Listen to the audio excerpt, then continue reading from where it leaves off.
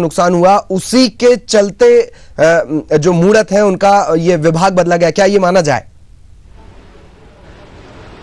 बिल्कुल, इस फेरबदल में एक बड़ा कारण इस हार को भी मान सकते हैं। जिस प्रकार से जो परिणाम शहरी क्षेत्रों में रहे, उसमें ये एक बड़ा कारण हो सकता है। और भी कारण हो सकते हैं। पार्टी संगठन में कुछ कार्यकर्ताओं की भी शिकायत रही कि राजेश मूढ़त जी उस ढंग से हमसे व्यवहार नहीं करते। ये बातें वैसे तो पूरे मंडल में अधिकतर मंत्रियों को लेकर के भी की जाती है।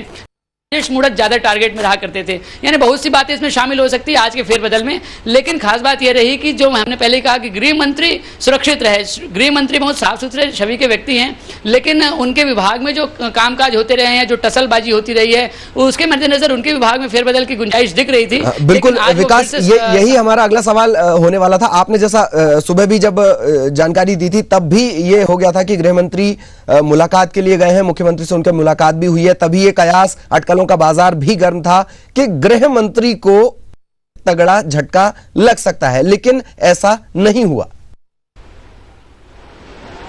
जी बिल्कुल ललित, चूंकि मुख्यमंत्री जी ने उनको बुलवाया था, बातचीत भी हुई है। अंदर बातचीत जो हुई है, कुछ सूत्रों के हवाले से ये भी है कि उनसे कहा गया कि गृह मंत्रालय से उनको जरा बदल दिया जाए। लेकिन गृह मंत्री, चूंकि एक बड़ा फैक्टर होता है, आदिवासी फैक्टर होता है, छत्तीसगढ़ में 32% आबादी आदिवासियों की है। ऐसे में ऐसे किसी बड़े फेरबदल के लिए, जबकि ननकीराम कंवर आदिवासी क्षेत्रों में और आदिवासी लोगों के बीच में काफी बड़े नेता हैं।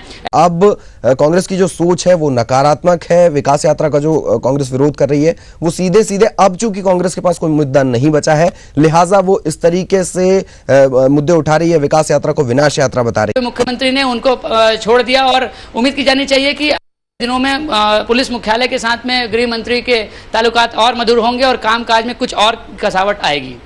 विकास, सबसे अहम सवाल और बहुत संक्षेप में इसका उत्तर जानना चाहेंगे, ये जो नया फेरबदल हुआ है, साथ ही साथ लंबे अरसे से कांग्रेस आगामी चुनावों को लेकर अपनी रणनीति बनाती नजर आ रही है। बड़ा आक्रामक रुख कांग्रेस ने एक दौरान अख्तियार कर रखा था। अब मंत्रिमंडल में फेरबदल हुआ है, क्या असर पड़ेगा इसका आगामी दिनों में?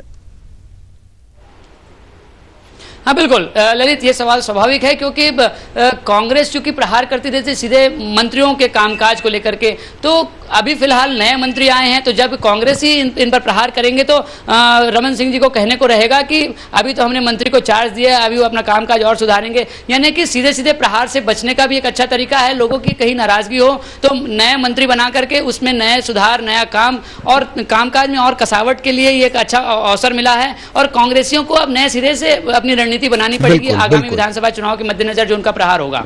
धन्यवाद विकास इस के लिए। तो ये थे रायपुर से सहयोगी, न्यूज रूम से सहयोगी विकास, जिन्होंने बताया कि